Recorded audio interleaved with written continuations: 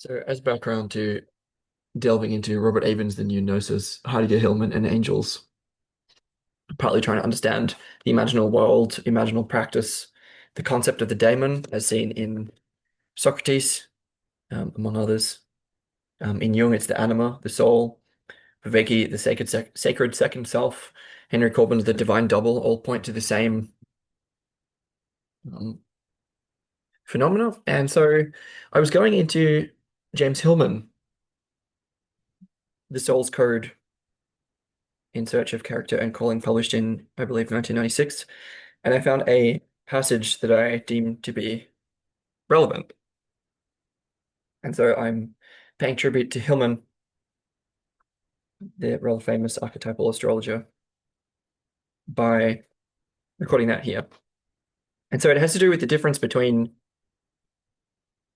daimon, Daimon, and demon, Demon. And so sort of distinguishing from what I regard as a sort of distinctly Christian brand of projection. And so I feel that the distinction is important. One wants to get a sense of what the daimon is. It's kind of like if you don't already know, then I probably can't help you with that. Um, a popular modern portrayal is sort of not C.S. Lewis, but Philip Pullman, um, the Northern Lights, or his Dark Materials trilogy.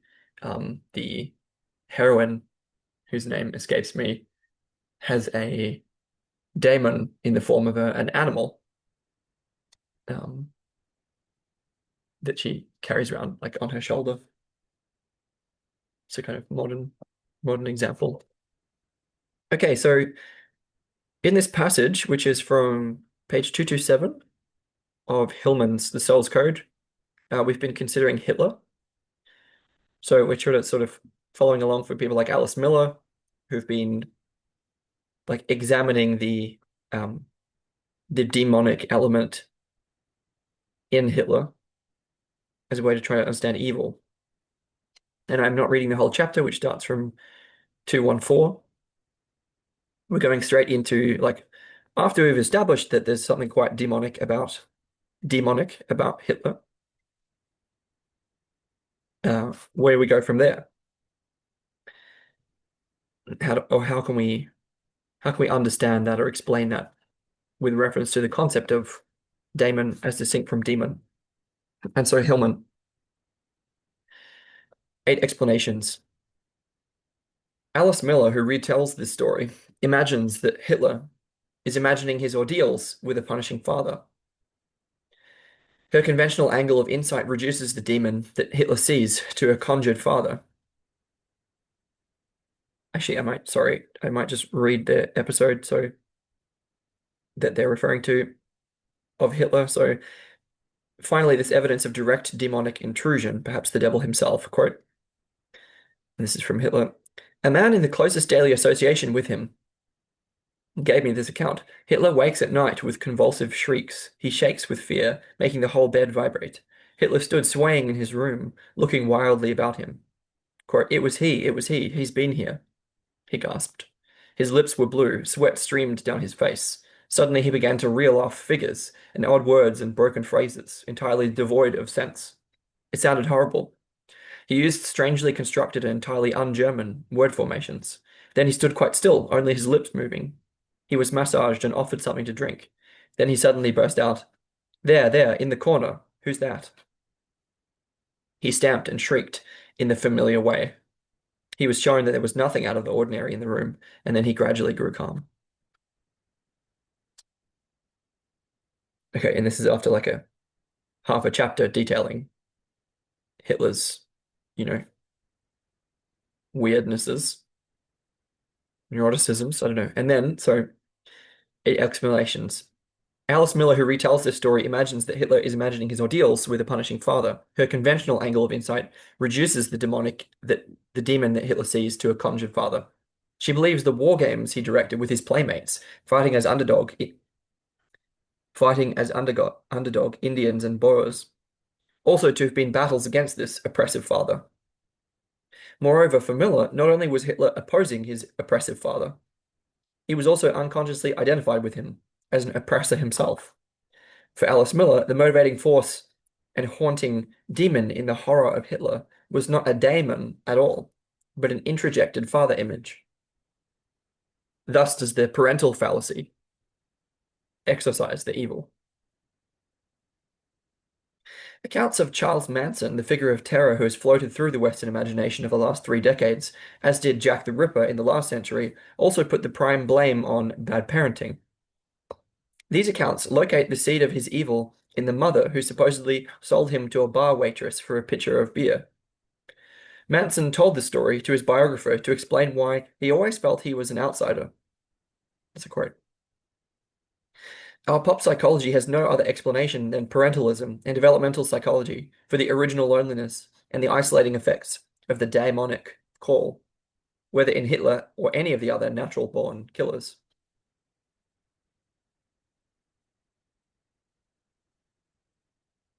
I guess there's somewhat of a trigger warning for the rest of this because it's not exactly easy material. Could be considered confronting. Continues. Woody Harrelson, playing the psychopath in Oliver Stone's film, states outright that he is a, quote, natural-born killer, giving an explanation for his acts and a title to the film. Yet Quentin Tarantino, who wrote the script, and Stone, who directed, seem unable to accept the implications of their own film. They pay tribute to outworn psychological reasons by flashbacks to scenes of sexual abuse. These irrelevant inserts not only establish the psychopath as a victim himself, but they confuse the film's own important insight.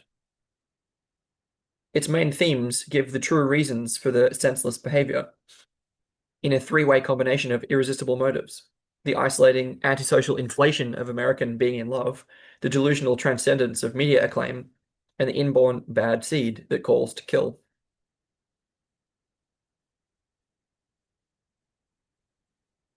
This inborn bad seed shows nowhere more clearly, perhaps, than in the case of Mary Bell of Newcastle, England. With her bare hands, this 10-year-old girl strangled Martin, age 4, and Brian, age 3, 2 months apart, in 1968. Gita Sereny studied Mary Bell's early life with an immensely destructive and schizoid mother who never wanted the baby, indeed trying to get rid of it many times. So that in Sereny's version, the two murdered boys become victims of Mary Bell's own soul, murdered at her mother's hands. Inhumanity is due to inhuman parenting. Sereny's book is written to improve social conditions and disprove the acorn theory, which Hillman is proffering, the theory of the bad seed. Quote, are we still not beyond the point where we call sick children monsters and believe in evil birth? There are, however, incidents in Mary Bell's earliest years that can be read to indicate an uncanny fate. She was disliked and kept at a distance by other children. Quote, nobody wants to play with me. Her primary school teachers thought her cunning, cheeky, crafty. She told stories all the time, and it was hard to distinguish between her truth and her lies. In the witness stand, quote, she provoked an unwilling and perplexed sense of distaste, not only in those who attended her, but in many of those who watched. Something about her repelled human closeness. This was already true in infancy. Her father's sister, who cared for her for a while, said, quote, she was only a baby then, but she wouldn't have anything done for her. She wouldn't let anybody hug or kiss her. It was always like this. She'd turn her face away. Sereny notes that just as for Mary's mother, there was a wealth of love available for Mary, but both seemed unable to accept it. Then the attraction to death. On 4 different occasions before she was 4, Mary came close to dying. She found poisons and pills and nearly fell to her death from a window. Did the acorn already know it should not enter the world?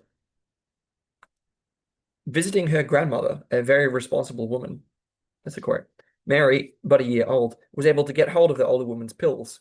Quote, to achieve this, the baby had to find the knitting needle that opened the hiding place, get up to where the gramophone stood, this was the hiding place, open it, dig out the carefully hidden bottle, unscrew it, and take out and eat enough of the unpleasant little pills almost to kill her. As to the stranglings, death, murder, killing had a different connotation for Mary. For her, all of it had been a game. Mary Bell takes us directly into the puzzle of causes. Sereny clearly believes that had Mary's mother received proper psychiatric attention, had there been better school counseling and less deplorable socioeconomic conditions, Brian and Martin would not have been murdered. Alice Miller would agree with Sereny, for she states clearly that, quote, all absurd behavior has its roots in early childhood, and that, quote, Hitler actually succeeded in transferring the trauma of his family life onto the entire German nation. Helm Stierlin's, quote, psychohistory, Adolf Hitler, A Family Perspective, concurs. It sounds as if the whole course of world history could have been altered by early therapeutic intervention in that obscure Austrian household. 20 million Russian casualties and 6 million Jews, not to mention the victims from all the other places, and the dead Germans too, caused by young Adolf's beatings and the behavior of his mother, etc. Even if Sereny and Miller are holding on to some piece of truth, we're still left asking, were there perhaps genetic factors in these cases, and other cases, of criminal psychopathy that, quote, run in the family? Are certain people by nature demonic, and beyond human reach? Shakespeare's Prospero, sounding like a frustrated therapist, says of the monster Caliban, quote, a born devil on whose nurture can never stick, on whom my pains, humanely taken all lost, quite lost. From The Tempest. Then, too, when we read of the odd coldness in Mary and in Hitler, of that impulse toward death, there seems to be something else, apart from both upbringing and possible heredity, some lack in their souls, or a lack of soul altogether. So we shall set forth the major models for explaining the bad seed. While I list them one by one so that they stand one against another in sharp delineation, that all 8 play into one another should go without saying. Any one of the 8 may contribute hypotheses to any other one. No single model would claim to be the only truth. That this chapter shows more rigid lines in its presentation than any other in the book may be the result of its main material, Hitler. The image is so toxic, so explosive, that it asks for special handling. Every bit of evidence and accusation must be numbered and separately labeled. Perhaps, too, we can understand the labored, obsessive methods used for the Inquisition to the trials of Adolf Eichmann in Israel, Klaus Barbie in France, and in the Nuremberg trials themselves. This controlling carefulness of step-by-step rationalism defends against the demonic force under discussion.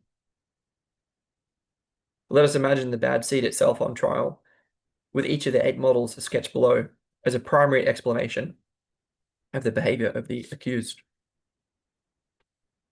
1. Early traumatic conditioning. You have become as you are owing to abusive, brutalizing, and uncaring surroundings during infancy and early years. Perhaps you have suffered perinatal complications, malnourishment, early head injuries. As soon as you were born, you were unwanted and had to survive in a cruel and violent atmosphere. Messages transmitted to you were double binding. They denied actual reality, and you were subject to unpredictable moods and arbitrary whims. Every moment of your life was spent in extremis, powerless before tyranny, robbed of dignity. You learned a pattern that established itself early and became continuous and progressive. You went from bad to worse. 2. Hereditary taint. You are the bearer of a dysfunctional physiological structure. Too much testosterone, not enough serotonin, hormonal imbalance, electrical misfirings, autonomic insensitivity, genetic anomalies. The idea of a physical taint determining behavior carried great weight in the psychiatry of the last century. The theory derived from longitudinal histories of families through several generations to show degeneration marks in ears and hand lines. Psychiatry books presented a rogues gallery of grotesque degenerates whose substance had declined in vitality and viability because their grandparents drank heavily or were sexually odd. A criminal psychopath was the consequence of biophysical forces and endowed with a particular physiology shared also by geniuses and artists and strongly influenced by sexual libido. The condition is fundamentally unalterable except by physical means, a fact that justifies such treatments, quote, treatments, as lifelong incarceration in institutions for the criminally insane, castration, electroshock, lobotomy, and under the Nazi regime, vivisection and extermination. Today's physiological model more subtly recommends a pharmaceutical armament for subduing your behavior. popping pretty little pills. 3. Group mores.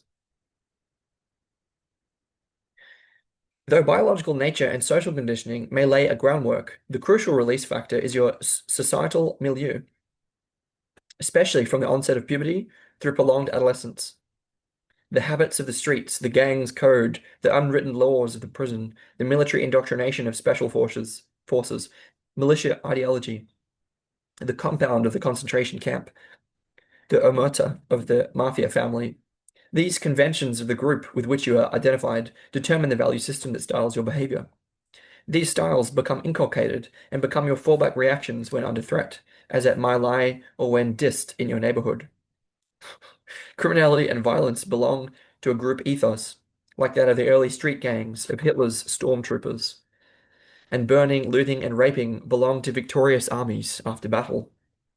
All this is relatively independent of physiological and early environmental factors. When in Rome, you do as the Roman legions do. A biographer of Al Capone, the ruthless Chicago crime lord, provides the usual explanation of the criminal calling by referring to his early Brooklyn environment and group mores.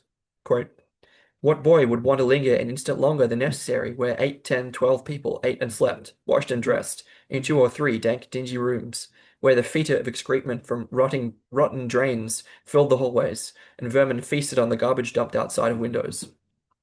Where you either froze or sweltered, where the grown-ups in their distress and bewilderment constantly screamed at one another and at you and whipped you for the least offense. The street gang was escape. They formed their own street society, independent of the adult world and antagonistic to it. Led by some older, forceful boy, they pursued the thrills of shared adventure, of horseplay, exploration, gambling, pilfering, vandalism, sneaking a smoke or snuff of, or alcohol, secret ritual, smut sessions, fighting rival gangs.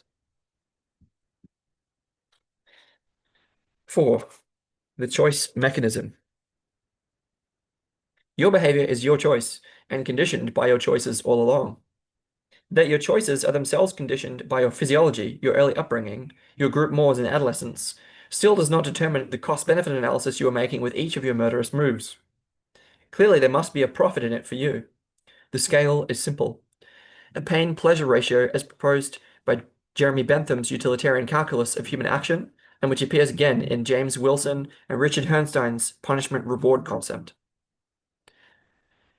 If for your kind of personality, the rewards from impulsive acts and premeditated killing outweigh the anticipated punishments, then you will automatically, mechanistically, go for it. Moreover, if each choice is met with accumulating success, as was the case with Hitler for an entire decade, then those successes will reinforce your belief that fate has you on the right track. 5. Karma and zeitgeist. Some portion of your past life is being enacted in this. The hereditary trait may lie in your chromosomes, but what put it there is karma. The bad seed reflects something you must endure personally, and also something belonging to the history of the world. It's zeitgeist. Whether you fall in with Fagin's gang of thieving kids or are initiated into the thugs of India, or whether your body is set up so as to produce unusual physiological reactions, all this is karma resulting from previous incarnations. There is a metaphysical mystery at work when the limits of human reason cannot grasp, which the limits of human reason cannot grasp. Even the worst of the bad seeds takes part in a cosmic pattern of the zeitgeist. Hitler's personal karma belongs to a world plan. 6. The shadow. Apart from biological and environmental factors, the psychological propensity to destroy exists within all human beings. Violence, crime, murder, and cruelty belong to the human soul as its shadow. The Bible gives the shadow due respect by issuing outright, as 5 of the 10 commandments, prohibitions against theft, murder, adultery, lying, and envy. These universal tendencies, latent in everyone, are the basis for protective societal forms, political organizations, and moral constraints. If the human soul had no shadow, who'd need lawyers, criminologists, or confessors? At any moment, the autonomy of the shadow may emerge, like Mr. Hyde from Dr. Jekyll, or come slowly to the fore under extreme conditions, as in the novel Lord of the Flies. The natural-born killer is all too human. Since humans have shadows whose depths reach to this collective level of murder, human behavior is prompted by this archetypal force. Hitler knew the shadow all too well, indulged it, was obsessed by it, and strove to purge it, but he could not admit it in himself, seeing only its projected form as Jew, Slav, intellectual, foreign, weak, and sick. 7. Lacuna. Something fundamentally human is missing. Your character, your personality inventory has a hole in it. Your crimes are not due so much to the presence of the shadow, since everyone is subject to that universal archetype, but rather to a specific absence, the lack of human feeling. Adolf Guggenbullcraig's theory calls this missing essential eros. Catholic theology calls the absence the privatio boni, the privation of the good, or deprivation of goodness. As we say colloquially, quote, that boy is no good. Other traits may fill in the absence. Impulsiveness, the short fuse, short-sightedness, um, immediate gratification outweighs long-term consequences, repetitive rigidities, emotional poverty, stunted intellect, imperviousness to guilt and remorse, projection and denial. All these are noted, but principal and more basic is that erotic lacuna, that cold absence, that inability to feel for and into another living creature.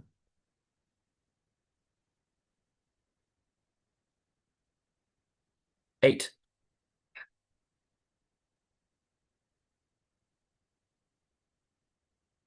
The demonic call. There is a specific calling that belongs inescapably to you. How it fits into past lives, present body, or the developing zeitgeist in the history of the world is beyond your knowledge and our theoretical concerns. The call offers transcendence, becoming as necessary to a person's life on earth as performance to Garland, battle to Patton, painting to Picasso. As the potential for art and thought were given with the acorn, so is the potential for demonic crime. There's a quote, try to find where that comes from. It is from Jack Katz's Seductions of Crime. Quote, people don't understand. People in the life ain't looking for no home and grass in the yard and shit like that. We the show people, the glamour people. Come on the set with the finest car, the finest woman, the finest minds. Hear people talking about you. Hear the bar get quiet when you walk in the door. You make something out of nothing. Maybe that wasn't necessary. Anyway, quote, transgression as transcendence. Lifted out of your circumstances, filled with the power or the glamour, and in touch with the transcendent origin of the calling urge.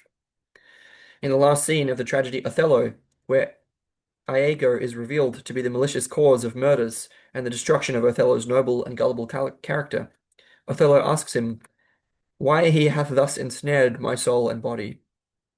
Shakespeare has Iago reply, demand me nothing, what you know, you know. These are Iago's final words, and they leave interpreters guessing about his motives.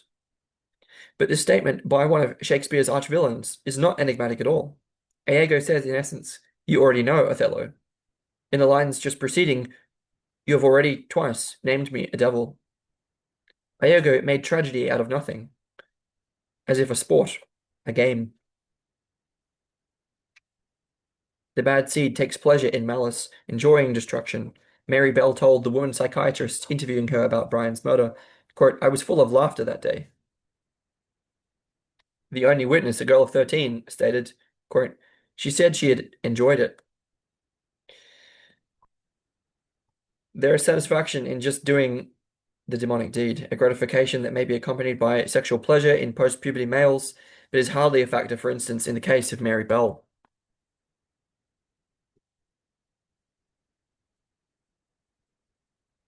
This is section 8, and it goes on for 2 pages. Materialism cannot explain the urge. Hitler did not institute his murder-based nation for economic gains. In fact, the diversion of infrastructure and effort, as his war was being lost into the killing camps, cost him immeasurably more than the property confiscated and gold gained. Nor can material poverty account for the bad seed, or what Jack Katz, sociologist, calls the drive toward deviance. even if oppressive conditions may well be a major contributing factor. Kant's account relies on philosophical concepts, some from the French thinker Paul Ricoeur's symbolism of evil, by which senseless acts take on meaning rather than merely being insane. They close the gap between the mundane and the divine.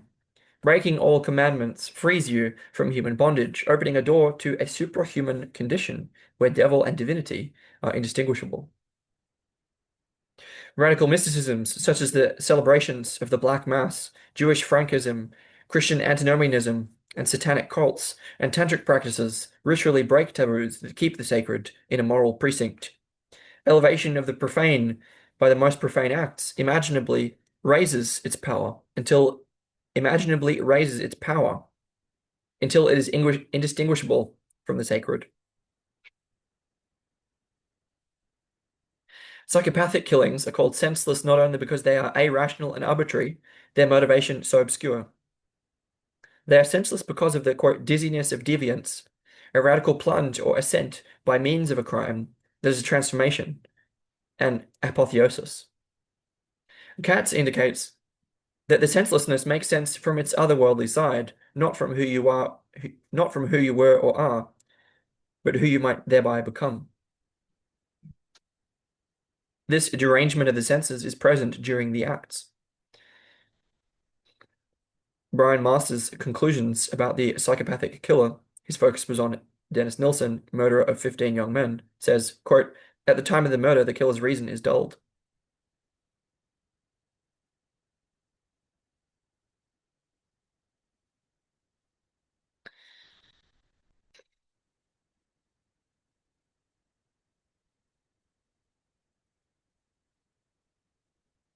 Just skipping a couple of paragraphs, which for me are a little bit too explicit.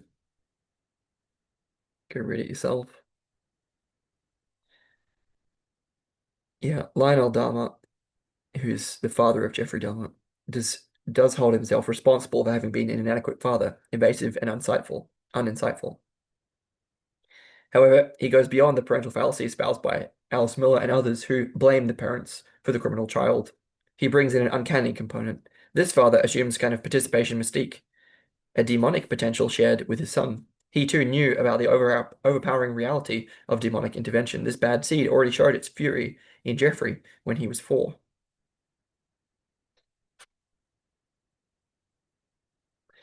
The family was carving pumpkins for Halloween, the night devoted to making visible the invisible presence of demons, devils, witches, and the dead in our midst. They were about to carve a smile on the pumpkin's face. Jeffrey suddenly, Jeffrey screamed suddenly, I want a mean face. As they tried to coax him toward the smile, he began to pound the table, his voice high and vehement. No, I want a mean face.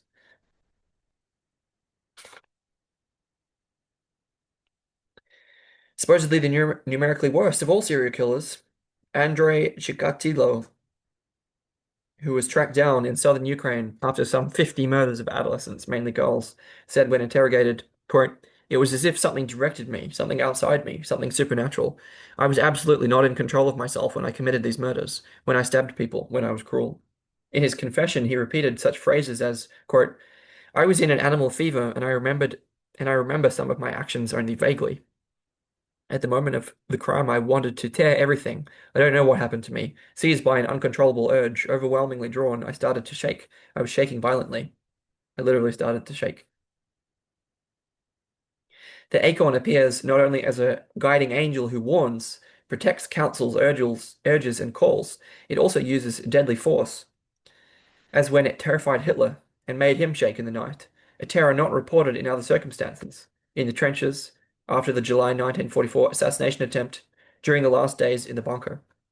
The only comparable seizures were those he had when possessed on the podium, writhing in fury and charming the crowd, or the tantrums he had when opposed.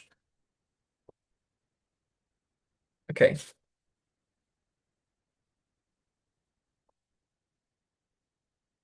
this is page 238 of 48, and the next section is called Prevention.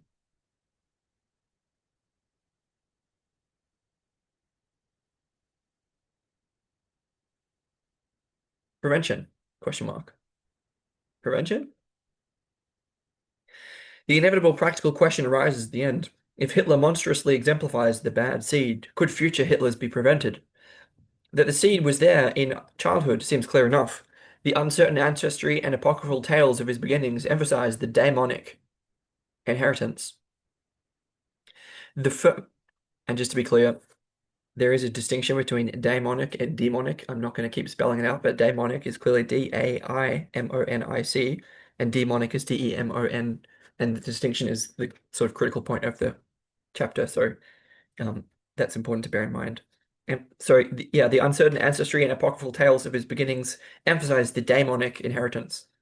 The fervent pro-Germanism he exhibited at age 12, though he was an Austrian, predicts what was to come. Even at 10, he led his school chums in mock Boer battles against the English. At 11, Hitler was top boy, running younger ones, and was observed to be reserved and yet fanatic. His romanticism in adolescence fastened on the staginess of myth, opera, and Wagner. Even earlier, at 7, he draped an apron over his shoulders, climbed on a kitchen chair, and delivered long and fervent sermons. By 14 or 15, he could make extraordinary ranting displays of rhetoric, as if speaking to the wind, transcending his personality and visible shape, looking almost sinister, as if possessed by the voice of another being. He just had to talk, said a friend from boyhood. The book, Mein Kampf, that he wrote in prison in his early 30s, lays out the visionary project he intended to fulfill. The entire disaster is there in a nutshell for anyone to read. Yet the Jews, the Western statesmen, the intellectuals and Democrats, the church, could not see the demonic. The dark eye that can see evil had been blinded by bright hopes in human progress and faith in goodwill and peace. Without a profound sense of psychopathy and a strong conviction that the demonic is always among us, and not only in its extreme criminal forms, we hide in denial and wide-eyed innocence, that openness which also opens wide the gate to the worst. Again, note how political tyranny lives on a gullible populace, and how a gullible populace falls for tyranny. Innocence seems to ask for evil. Hitler's biographies give us some diagnostic signs of what to look for, both from his childhood and from early adult years.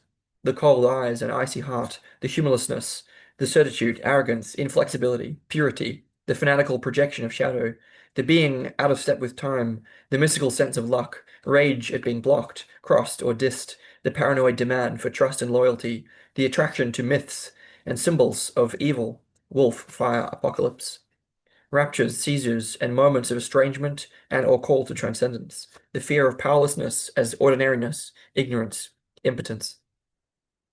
About this last, the fear of powerlessness, we need to keep quite clear a distinction between inadequacy and impotence. The attribution of Hitler's psychopathy to his supposed monoarchidism, like the attribution of Cicalito, Gilmore, and Nilsson's crimes to sexual dysfunction, puts the cart before the horse. The driving animal is the terrible fear of being inadequate to the demanding vision of the daemon. This fear afflicts all ordinary humans when in touch with the extraordinary claims of the daemon. Demonism arrives not because of supposed or actual sexual dysfunction, but because of the dysfunctional relation with the daemon. We strive to fulfill its vision fully, refusing to be restrained by our human limitations. In other words, we develop megalomania. That inequality between what a personality has available and what the daemon demands sets up feelings of inadequacy. These feelings of inferiority narrow down to sexual inadequacy, in keeping with the basic concretism of psychopathology in general. Psychopathology can be generally defined by one catchword, concretism, taking psychological events such as delusions, hallucinations, fantasies, projections, feelings, and wishes as actually literally concretely real. For instance, the wishful fantasies of strengthening the nation by overcoming weakness after defeat in World War I, Hitler took literally, eliminating weakness by concrete measures of rearmament and death camps. The same concretistic thinking convinces child molesters and repetitive rapists that castration is the cure, since they assume that what appears as sexual is literally only sexual, is literally only sexual. Notice in passing how this is a kind of literalist, fundamentalist, um, left hemispheric dysfunction as well. It's like it's taking everything uh too concretely. In anyway, just in passing, only in our Western psychological theories does the tail wag the dog. For our theories tend to share the same concretistic imagination. For our theories tend to share the same concretistic imagination as the pathologies they want to explain. Our theories, too, are as obsessed by the sexual fantasies that permeated our culture even before Freud, perhaps as far back as St. Paul. Since our theories of psychopathologies are themselves pornographic, hence the voyeurism and prurience of our case histories, they must be just as degrading to the soul and its daemons as the commercial pornography with which Puritans delight in blaming. To reduce the bad seed to an inadequately filled seed bag of monarchism, itself a questionable act, since Hitler did not allow his doctors to examine him below the waist, misses the deepest feelings of inadequacy, the feeling of failing the daemon, that I am not up to its call, its boundless vision and manic impulsion. The cure is not recovery of sexual potency, that is, more balls, but recovery from concretism, which trivially reduces the potency of the acorn to the little sac and its contents, as Freud called the scrotum. It is as difficult to resist the call as it was for Judy Garland to resist singing even when her voice could not reach the notes or her mind hold the lyrics. As difficult as it was for Manolete not to enter the ring even on a day when he had forebodings. As Garland's and Manolete's potential was given with the acorn, so is the psychopathic potential for demonic crime. The crimes are not choices as much as necessities, though they may be diverted, inhibited, thwarted, sublimated, as psychiatry and criminology hopefully sometimes believe. For the psychopath, the call is to exercise power with your eyes, your voice, your charm, your lies and cunning resilience, your physical body, which disguises the fundamental weakness of your person. Since the power is in the seed rather than in the person, like Hitler, is often a vagabond, a misfit, half-educated and given to trivial pursuits, even if slightly gifted with artistic talent and heightened imagination. As Capote, Mailer, and Sartre emphasize in their discussion of their criminal psychopath subjects. The discrepancy between human personality and daimonic seed is so great that it is as if the human world were drained to fetch the seed. The human being, more and more narrowed and inhuman, seeks blood, as the figures in the Greek underworld begged those who had descended, Ulysses, for blood. The bad seed, perhaps to a lesser degree, any acorn, acts as a parasite on the life of the person it is selected to inhabit, often leaving the person disorganized, symptomatized, boring, emptied of eros, and unable to connect. We call such people loners. But the loner is not alone. He or she is in communion with the daemon, drawn apart from the human by the invisibly inhuman, and attempting to create a world modeled upon the grandeur and the glamour of a world unseen, but envisioned. The loner commingles with a solitary transcendent God, monomania and monotheism indistinguishable, performing a parody of this last and famous passage in Plotinus's Enneads. Quote, "This is the life of gods and of godlike and blessed men, a life which takes no delight in the things of this world, the passing of solitary to solitary. Passing of solitary to solitary." Hitler's own greatest passion was neither the German Reich, nor war, nor victory, nor even his own person. It was architectural construction. Megalom Megalomaniac emperors from Nebuchadnezzar and the Egyptian pharaohs through the Roman rulers to Napoleon and Hitler construct in concrete what the daemon envisions. For this reason, megalomania haunts the actual architect, as the Bible warns with the story of the Tower of Babel, which is not only about the origin of language, but also about the megalomania inherent in all attempts to make concrete the grandeurs of fantasy, especially in architecture. Tribal peoples are usually careful to keep their sacred altars movable, their architecture vernacular, but their visions otherworldly. The final section is called Prevention and Ritual, and this is 242 of 48. prevention and ritual. Prevention, therefore, would focus on redressing the balance between the psyche's weakness and the daimon's potential, between the transcendent call and the personality to which it is calling. Building the personality is a psychological task. Beyond strengthening the ego, the psyche's construction is also beyond Bildung, the German idea of cultural and moral education. Joseph Mengele, the worst of the concentration camp doctors who cruelly experimented on inmates, was well educated, loved music, and studied Dante. Chikatilo was a teacher. Hitler painted and was making architectural designs right to the last days. Manson writes pop music and lyrics in jail. Mary Bell wrote poems. Gary Gilmore painted well, and his brother Galen, who has a long sociopathic history of crime in jails, has read the great authors and written poetry. As we've already learned, the psychological task is growing down. Growing down shifts the focus of the personality from the single-minded egocentricity of the daimon into common humanity, twisting the call to transcend toward extension into the world and its claims. As we read in the life of Josephine Baker, and also in those of Kennedy and Einstein, Menuhin and Bernstein. Menuhin. Okay. But growing down cannot be forced upon youth. Hitler was incensed by suggestions he enter the conventional professions and become a civil servant. The French mathematician Évariste Galois, I don't know, could not comply with the routines of school. His arrogance and his brilliance increased, together with his estrangement, in proportion as he was forced into harness until he was dead at 20. Before growing down can even be considered, let alone managed, full recognition of the genius is unconditionally required. This means admitting that the acorn, even as bad seed, is the most deeply driving motivation in life, especially in a young life. Often this recognition comes from a solitary friend, like Hitler's Kubizek, who patiently listened to tirades for years, or Isambard, who accompanied and admired Rimbaud. From a perceptive teacher, like Kazin's Miss Schenk, or from a coach, like Manolit's Kamara. Recognition comes from those who see the daimon and pay it homage. Then it may enter the traces more willingly. What these mentors perceived, theory too must recognize. So thwarting the bad seed begins with a theory that gives it full recognition. That's what this book, is all about.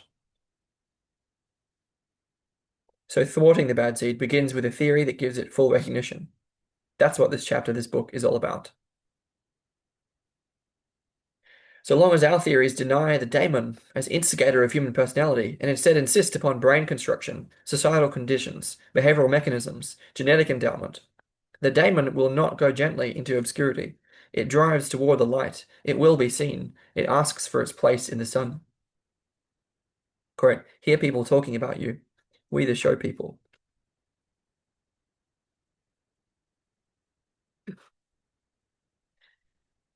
Dick Hickok, who killed the Clutter family in cold blood, said, quote, I thought a person could get a lot of glory out of killing. The word glory seemed to keep going through my mind. When you bump somebody off, you're really in the big time. Television offers the daimon that light, that celebration. If TV can be blamed for serious criminality, it is less because of what it shows than simply because it shows, affording instant worldwide recognition, full exposure. Yet the seed that desires to enter the world remains encapsulated in a delusion above the world. As a superstar. TV provides merely a quick simulacrum of growing down. Above the world is also where Scott Peck places some of his patients, who have in common a condition that Peck calls evil. He uses the term as a diagnosis. Evil basically consists in arrogant, selfish narcissism or supreme willfulness. This notion of evil is hardly a startling discovery. Supreme willfulness was known to the Greeks as hubris, and appears in the Christian tradition as superbia, or overweening pride. The idea that evil people choose their path with their own will carries Herrnstein's explanation, number 4 above, of criminal behavior into moral territory. And Peck, although a psychiatrist, is decidedly a moralist. The criminal's attempt at transcendence in the invocation of invisible powers like fame and fortune is altogether lost on Peck, who finds that evil makes people ugly, cheap, tawdry, impotent, and small, all the while deluding them with romantic superiority. Thus, his own latest vision of hell is a Dante-esque Las Vegas jammed with dull-eyed people yanking machines for all eternity. The rigid frame enclosing his vision does not allow Peck to see the daemon in the demonic. The rigid frame enclosing his vision does not allow Peck to see the daemon enclosing the demonic. A deep-seated Manichaeism divides his world into saints and sinners, saved and damned, healthy and sick. Evil is the ultimate disease. The evil are the most insane of all. By means of a psychiatric diagnosis, the moralist can place a patient among the damned. A logic that so radically divides good and bad can offer only the same old standardized recommendation we've heard for centuries in the Christianized West. Fight the good fight. Peck calls it combat. Our most basic data about the nature of evil will be won from hand-to-hand combat with evil itself. Therapists will be in the front lines of this fight because of their capacity for and training in love. I think we can safely study and treat evil only through the methods of love. Love is surely the most omnipotent word in current usage, since the Christian God himself is defined as love. It can do all things. I would insist, however, that it can do very little with evil, unless this love first recognizes the soul's call within the bad seed. Love, as I'm trying to argue in this chapter, may be less an exercise of the will in an act of combat, and more an exercise of intellectual comprehension of that daimonic necessity that calls above and beyond the world to the sinner as to the saint. Strangely enough, as martyrdom for some saints may be their way down into the world, so may atavistic acts be the way down for the one called by a bad seed. Although, let us be clear, the call does not justify the crime or relieve the criminal acts of their reprehensibility. I'm claiming that the acorn theory allows a wider comprehension of the bad seed than the diagnosis of evil does. Prevention, as I understand it, may neither restrict nor admonish. It has to address the same seed, the same call, and invoke the same invisibles that are claiming the price of life itself. The most immediately dangerous of all invisibles is the explosive charge in the seed, its obsessive, compelling potency, like Hitler's raging obstinacy. Before dismantling the bomb or isolating it in solitary confinement, we may need to lengthen its fuse. We need to encourage slowness, which is what serving a sentence and doing time in the cooler intend. Therefore, effective rituals begin as downers, with mourning. Even if there is no remorse about vicious acts, there can be increased awareness about the demon that prompted them. Healer only followed the demon, never questioned it, his mind enslaved by its imagination rather than applied to its investigation. After the downers comes not repressions disguised as conversion and born-again reform, but that turn toward community service. We can witness every day when ex-cons take to the schools and grow down into the kids' worlds, explaining how the bad seed works, what it wants, what it costs, and how to be smart. Mentoring juveniles as a regular repetitive service of dedication is also a kind of ritual. Finally, prevention of the demonic must be based on the invisible ground above the world, transcending the very idea of prevention itself.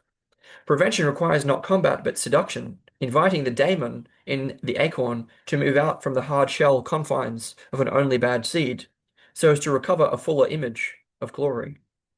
For what makes the seed demonic is its single-track obsession, its monotheistic literalism that follows one prospect only, perverting the larger imagination of the seed towards serial reenactments of the same act.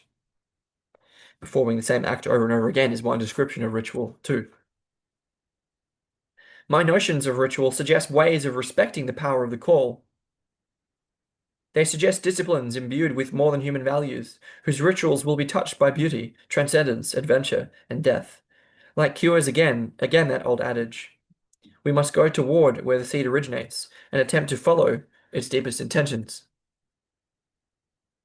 Society must have rituals of exorcism for protecting itself from the bad seed. Yet it must also have rituals of recognition that give the demonic a place, other than prisons, as Athena found an honored place for the destructive, blood-anchored furies in the midst of civilized Athens. These rituals of societal protection take the demons in. They see the daimon in the demon. And these rituals sharply contrast with current ideas of prevention, which, following Hitler's own preferred methods for purifying society, would eradicate the bad seed.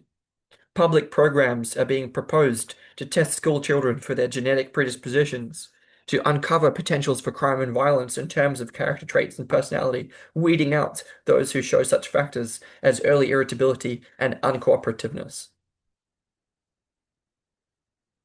These traits, as we have seen in the examples in this book, indicate not mainly crime, but that genial exceptionality on which a whole society depends for leadership, invention, and culture. These traits, as we have seen in the examples of this book, indicate not mainly crime, but that genial exceptionality on which a whole society depends for leadership, invention, and culture. Besides, once sorted out, on what compost heap would the weeds be thrown, or would they merely be improved and rendered compliant by drugs, to which you may say no, or kept in privately owned for-profit penitentiaries, exempt from labor laws and minimum wage schedules? For adequate rituals, we substitute frigidities and formulaic fixes, like 3 strikes and you're out.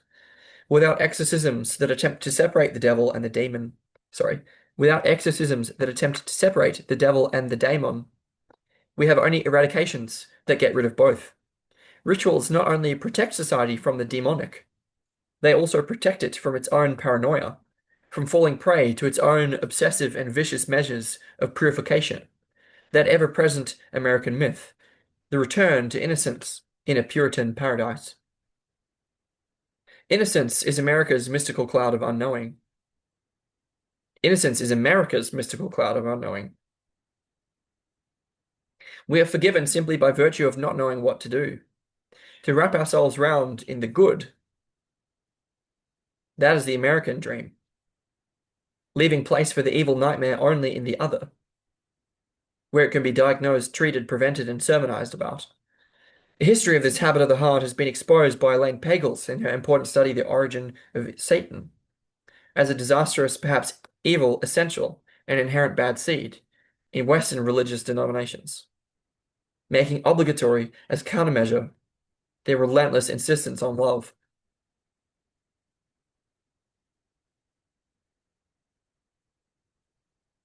A society that willfully insists upon innocence as the noblest of virtues and worships innocence at its altars in Orlando and Anaheim and on Sesame Street will be unable to see any seed of any kind unless it be sugar-coated. Like Forrest Gump eating chocolates and offering sweets to strangers before he ever looks into their eyes, stupid is indeed as stupid does. Stupid is indeed as stupid does. The idea of the bad seed, the idea that there is a demonic call, should startle our native intelligence, awakening it from the innocence of our American theories, so that as a nation, so that as a world, we can see that evil is attracted to, belongs with innocence. Then we might finally recognize that in America, natural-born killers are the secret companions of, or even prompted by, Forrest Gumps.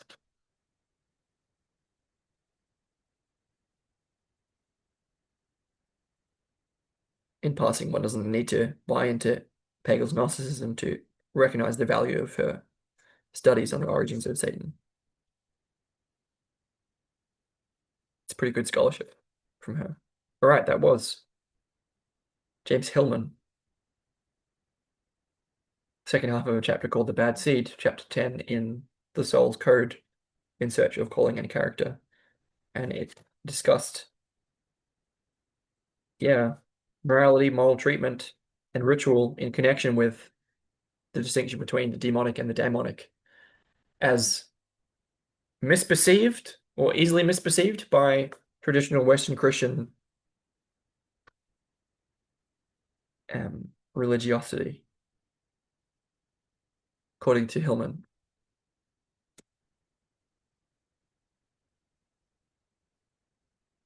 And I won't comment any further. I think that's enough.